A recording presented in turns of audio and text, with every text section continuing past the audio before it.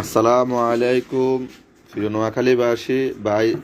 আজকে সৌদি আরবের মধ্যে আমাদের নোয়াখালী আরিফাজি ফলুর লগে একটা লোক এখানে, আমি যেখানে থাকি দৌমাতল আলজফ, এখানে সে আইসা ঘুরতেছে আজকে এক সপ্তাহ রোডের মধ্যে।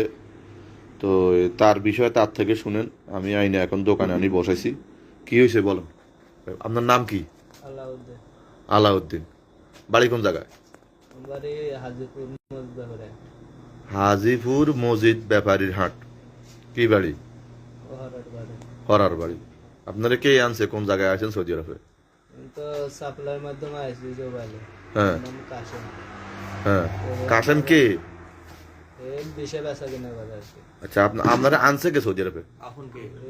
আমার চাচা শ্বশুর হয়। সাদা শ্বশুর আনছে, হ্যাঁ। তারপরে তো আমার টাকা পয়সা দেয় না, মারধর করে, এই কারণে আমি এর থেকে কয় মাস ছিলেন ওইখানে? 5 মাস। 5 মাসে বেতন টেতন দেয় নাই? দেয় না। তো এখানে কিভাবে আসছেন?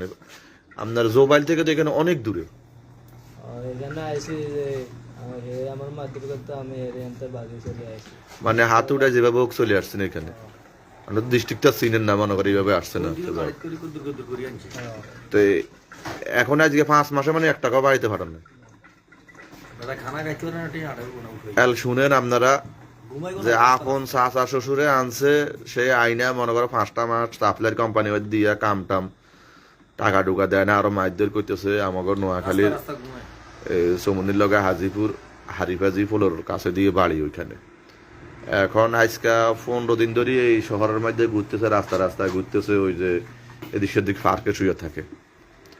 এখন আমারে একটা লোকে মনে করো যে বলছিল, বলার পরে দিয়ে আমার বিশ্বাস হয় না। তো আজকে আবার আমার বাতিজার সাথে দেখা হয়েছে।